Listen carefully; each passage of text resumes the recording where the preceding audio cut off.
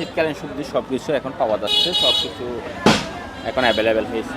দাম মোটামুটি ঠিক আছে, সব কিছু সাধ্যের মধ্যে আছে।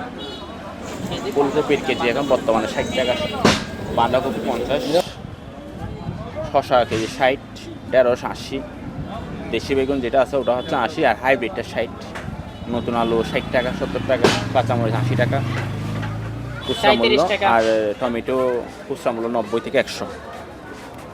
এখন মোটামুটি সবজি সব কিছু পাওয়া যাচ্ছে, সব কিছু অ্যাভেলেবেল, আর কিছুদিন পরে আরও সস্তা হবে।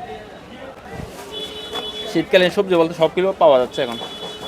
ফুলকপি, বাঁধাকপি, দেশি বেগুন, দেশি শিম, নতুন আলু, কাঁচামরিচ সব কিছু পাওয়া যাচ্ছে এখন। আরও দাম কমলে আরও সন্তুষ্ট হবে, দাম আরও কমলে সন্তুষ্ট হবে, আমরা সন্তুষ্ট হব।